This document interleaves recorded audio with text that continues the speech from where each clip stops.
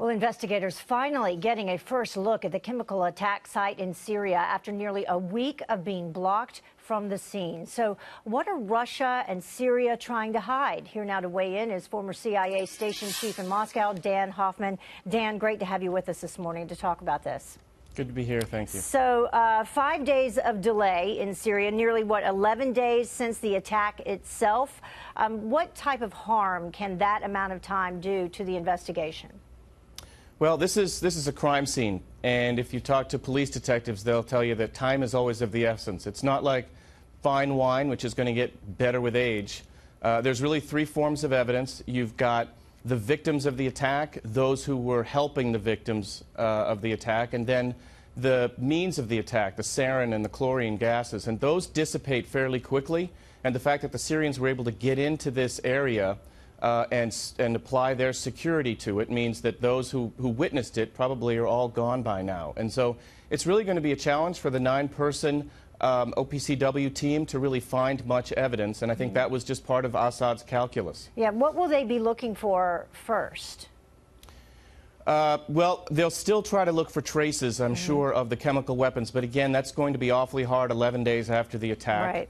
And they'll be looking for any evidence that they can find. They're trained experts.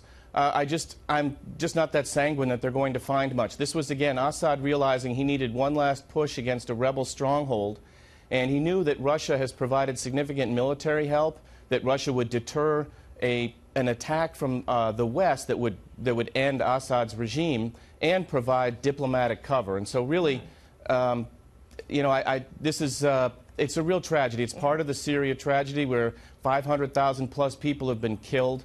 We've got an international refugee crisis. It's a petri dish of just threats to the region and the world. It's just awful. And of course, Russia and Syria denying the allegations. The U.S. saying they used chlorine and sarin gas in that attack. Let's move on to this, though. Some remarkable news coming out yesterday.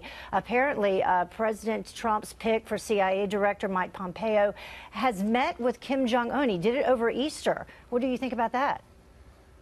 You know, I think it's actually shouldn't be much of a surprise to us, frankly. You know, Mike Pompeo is extraordinarily well trusted in this administration. He's been the president's consigliere on intelligence matters. He's absolutely the right guy to do this. He applies a lot of continuity to the mission. He's been reading intelligence on North Korea during his entire tenure as director of CIA. If anyone was wondering whether Mike Pompeo is worthy of being Secretary of State, this is a diplomatic initiative, and he's taking the lead with significant expertise. So you give, should President Trump get credit for this? Well, I think it's an excellent decision on his part. You know, this is pre-summit planning, and I think there was a lot of concern when the decision for a summit was originally announced that there would not be the sort of planning that needs to take place in order for this thing to go off without a hitch. We've even heard discussions about where the summit will take place. Reportedly, 5 different locations are being considered. Then you've got all of the issues that need to be discussed. Mike Pompeo carries a lot of weight in this administration, but equally as important with our allies in the region, with South Korea in particular and with Japan. He's a known entity. He's trusted among our foreign allies. And he's, I think, a very strong leader from our administration to take hold of this discussion before the summit. Truly a remarkable time in history, for sure. Thank you so much for joining us, Daniel. We appreciate it.